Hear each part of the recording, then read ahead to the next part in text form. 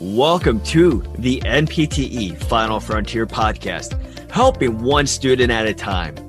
Visit npteff.com to enroll today so you can pass tomorrow.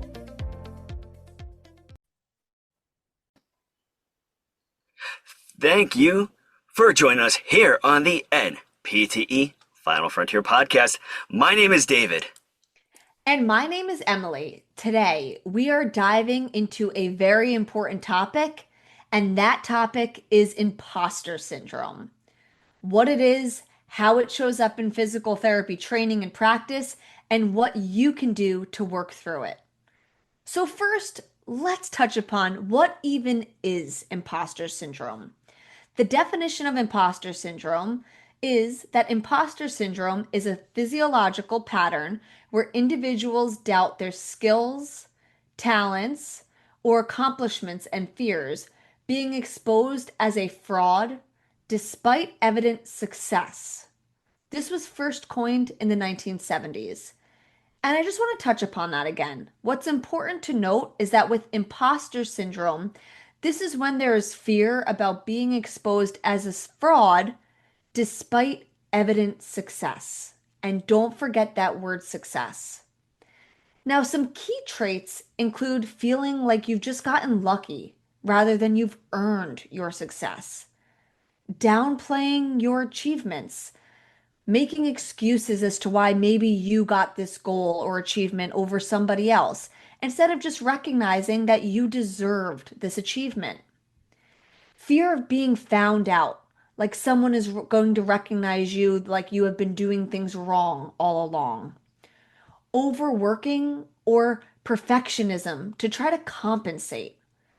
And then finally, comparing yourself to peers on a constant basis. Now, you may be listening and putting yourself in the position and being like, wow, I could feel that way too. And I've been thinking that way. So I'm going to talk to you a little bit about the red flags that you should notice, whether you are a PT or a PTA student or a new grad or you're currently practicing. So besides the ones that Emily was talking about, some things would be like you feel like you don't belong in the clinical rotation or even in your job position. Maybe you're seeing your caseload and you're like, no, why, how? Why am I here? This patient just got out of this sort of a surgery and I am going to be seeing them? I'm not ready for this. Or maybe you're a little bit hesitant to speak up and ask questions about anything out of fear. Maybe you have a fear of sounding stupid or even incorrect. Sometimes you may even pass your NPTE, but then you could still feel like you don't know enough, that there's still so much to be out there, and you're just feeling really dumb that you don't know this stuff.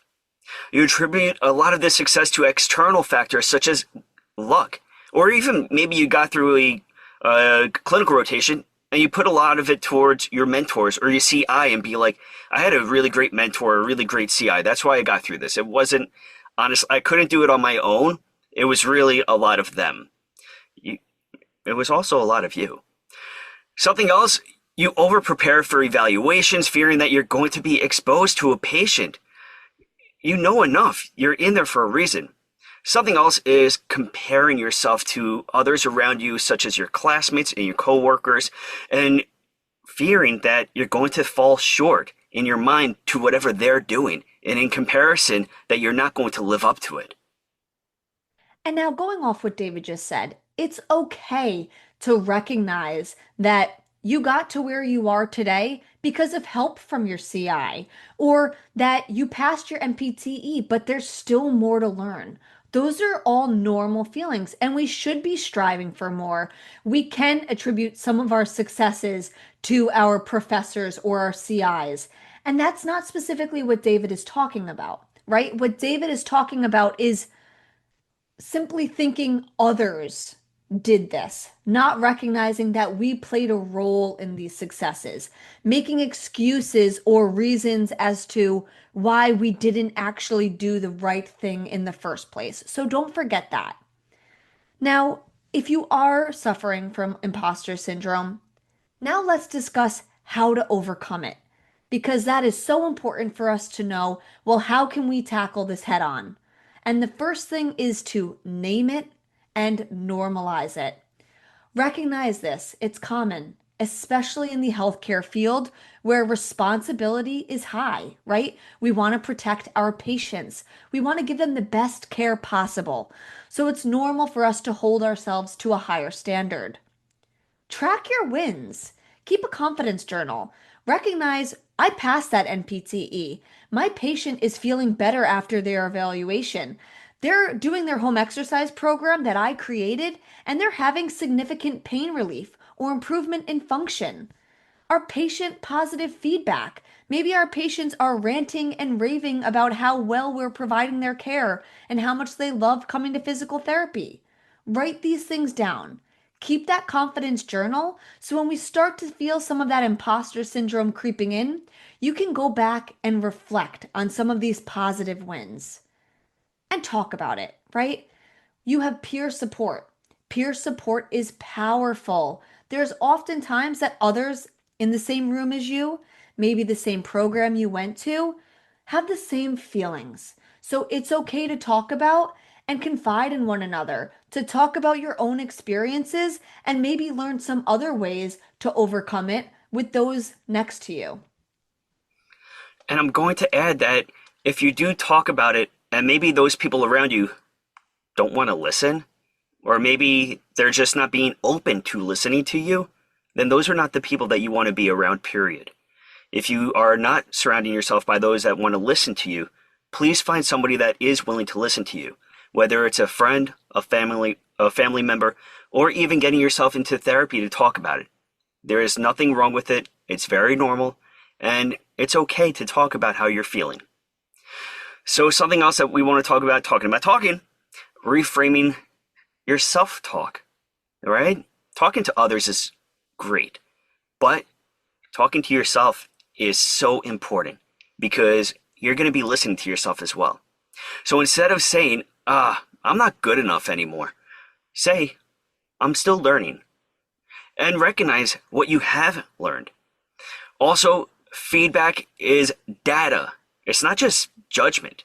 So if you're doing an evaluation and one of your coworkers gives you feedback on something, don't take that as an attack. They're not attacking you. Take it as a growth opportunity and look at yourself in your evaluation and be like, okay, I could do that better. And guess what? Maybe they say something. It doesn't even have to be about evaluation. Maybe you get some external feedback, and maybe it's incorrect external feedback. Okay, you recognize that it's external feedback and it's incorrect, but take it, be open to it. Don't just shrug it off and do not take any of it too hard. If anybody is saying anything to directly impact your emotions and feelings and hurt you, then I think that you have to remain in control and do not let them have that power over you. Because once you allow somebody to have power over you with their words and actions, then they have power over your mind. Once they have power over your mind, they can control you so much and you lose control. So remain in control.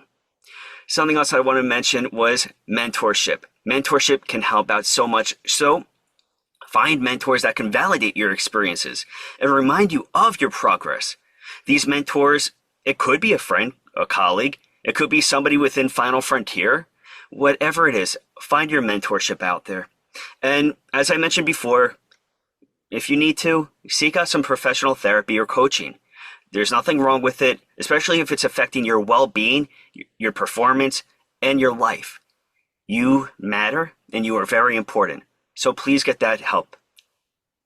Great. Now let's talk about a few more key topic or key talking points. And we're going to dive into a few different scenarios. First, let's think about PT students. If you are a PT student, remember, you are not expected to know everything. This is throughout your schoolwork, this is throughout your clinicals, this is while you are preparing for the NPTE. Remember, you are not expected to know everything. That is what learning is for.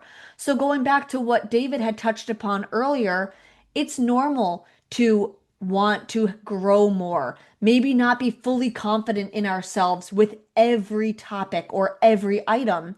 That is what growth is for. As students, we are not expected and we shouldn't feel like we know everything. If we do feel like we know everything, I think that's a little bit more of a problem that might be a whole nother episode for us to discuss. But there is room for growth always. So that is not considered imposter syndrome. We should be wanting to grow more. Now, if you are a new grad, you may feel like you're not ready. Many do. That feeling does not necessarily mean it's true. You are ready. Your professors, your program passed you to get to this point. They would not do that if you were not ready. They have faith in you, so it's time for you to have faith in yourself. Remember, trust the process and trust yourself. And I'm going to just add in a few other times that this could come up, especially, let's say, PTAs. We value PTAs so much, and you have to value yourself. And sometimes you may come across that feeling of, you know what, I am a PTA, I'm not a PT, so I'm less qualified to do my job compared to a PT. No, your role as a PTA is very important and your scope is very vital. In that clinic, you are relied upon a lot and trusted a lot, exactly for that reason. So, don't psych yourself out of that. You've earned your place right there, and you're doing amazing. Also, after you pass your NPTE and let's say you start working, you may not feel like a real clinician right away. It's going to take time, confidence, repetition, repetition, repetition. Yeah, and repetition over and over and over. Once you pass your examination and you start your job, it's not going to hit you right away. It's going to take time, but you're going to get there. Now, I cannot reiterate the importance of what I am about to say next. So if you are listening, listen up. Imposter syndrome does not mean you are broken. It means you're growing. Just because you're feeling certain ways or having certain thoughts or emotions about some self-doubt, that doesn't necessarily mean you have imposter syndrome. Many of these feelings can be a common feeling at times. So it's important for us to recognize these feelings. And is this just us growing? Or is it truly imposter's syndrome? Don't forget, you've made it this far for a reason. I'll say it again, trust the process and trust yourself. You do not have to be perfect to be impactful. You do not have to be perfect to be successful. And don't forget that. All right. Now that you heard our podcast, here is a quote from Maya Angelou. I have written 11 books, but each time I think, uh-oh, they're going to find out now. I've run a game on everybody, and they're going to find me out. That is a quote from Maya Angelou, and we know how valuable and impactful she was. So, it is okay. You are not alone. There's many people out there that do feel very similar to how you feel. It is common. It is normal. So, we should be normalizing it. And guess what? Look at the impact that she had on society. You have that same ability to have that same impact on society. So leave your mark. You may be doubting yourself, but there's many people out there that don't doubt you, and many people out there that will listen to you and trust you. So, it's time that you trusted yourself. You are powerful. You are strong. You are a Final Frontier warrior. You will pass. Thank you very much for listening. For more information on NPTE Final Frontier, please visit npteff.com. You can check out all of our social media platforms such as Facebook, Instagram, X, and TikTok. Till next time, have a great day and a powerful tomorrow.